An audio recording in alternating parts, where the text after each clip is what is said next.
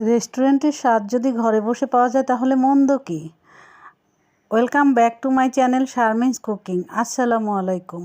আজ আমি আপনাদেরকে নাগা ড্রামস বানিয়ে দেখাবো। একদম রেস্টুরেন্টের স্বাদ পাবেন ঘরে বসেই। চলুন দেখে নেই কীভাবে বানায়। প্রথমেই আমি একটা কড়াইয়ে 1 কাপ পানি দিয়ে দিলাম। পানির মধ্যে আমি মুরগির রানগুলো দিয়ে দিলাম। নাগা ড্রামস করতে মুরগির রান অবশ্যই লাগবে। এবার আমি এর মধ্যে রসুন বাটা দিয়ে দেব 1 চা চামচ, আদা বাটা দিয়ে দেব 1 চা চামচ, সামান্য পরিমাণ লবণ দেব। এবার আমি এটা ঢাকনা দিয়ে ঢেকে সিদ্ধ করব। যতক্ষণ পর্যন্ত পানিটা না শুকিয়ে যায় ততক্ষণ পর্যন্ত এটা সিদ্ধ করতে হবে। এবার আমি একটা শিলপাটায় নাগা পেস্ট করে নিচ্ছি, অর্থাৎ বোম্বাই মরিচ বেটে নিচ্ছি। সামান্য পরিমাণ দেখে আমি এটা পাটায় পিষে নিচ্ছি। আপনারা চাইলে এটা ব্লেন্ডারে ব্লেন্ড করে নিতে পারবেন। যারা স্পাইসি খুব পছন্দ করেন তাদের জন্য আজকের এই রেসিপি। এবার একটা বাটিতে আমি টক দই দিয়ে দিলাম 1 টেবিল চামচ। তারপর ওই বেটে রাখা নাগা পেস্টটা দিয়ে দিচ্ছি। এরপর গোলমরিচের গুঁড়া দিব, সবশেষে লাল মরিচের গুঁড়া দিব। এবারে সবগুলো ভালোভাবে মিশিয়ে একটা পেস্ট তৈরি করতে হবে।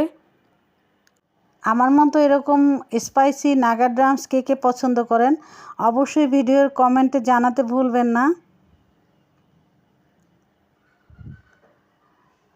এবার একটা বাটিতে একটা ডিম নিয়ে ফেটিয়ে নিন। আমি একটা ডিম নিয়েছি, মাংসের পরিমাণ বেশি হলে ডিমের পরিমাণও বেড়ে যাবে। বাচ্চাদের জন্য কিন্তু ভুলেও এটা ট্রাই করবেন না, বাচ্চারা খেতে পারবে না, কারণ অনেক বেশি ঝাল হয় এটা। এবার একটা বাটিতে আমি ফেটানো ডিমটা ঢেলে নিচ্ছি, কারণ ওই বাটিটা ছোট ছিল। মুরগির মাংসগুলো ডিমের মধ্যে চুবিয়ে নিতে হবে।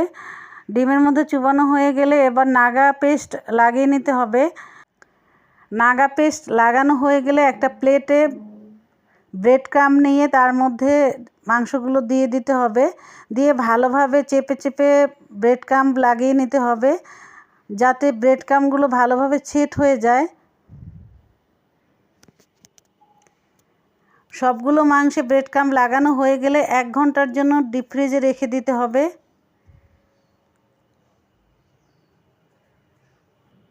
একটা কড়াইয়ে তেল দিয়ে দিচ্ছি। মাংসগুলো অবশ্যই ডুবো তেলে ভাজতে হবে। দেখে নিতে হবে তেল গরম হয়েছে কিনা। তেল গরম হয়ে গেলে তার মধ্যে মাংসগুলো দিয়ে দিতে হবে। প্রথমে হাই হিটে মাংসগুলো ভাজতে হবে, যাতে ব্রেড ক্রাম্বগুলো খুলে না যায়। কিছুক্ষণ হাই হিটে ভাজার পরে লো হিটে ভাজতে হবে। ওলট পালট করে ভালোভাবে ভেজে নিতে হবে। অলমোস্ট নাগা ড্রামস তৈরি হয়ে গিয়েছে। কেমন লাগলো আমার এই রেসিপি আপনারা অবশ্যই জানাবেন। কিন্তু আজ এ পর্যন্তই। ভালো থাকবেন সবাই, আমার জন্য দোয়া করবেন। আল্লাহ হাফেজ।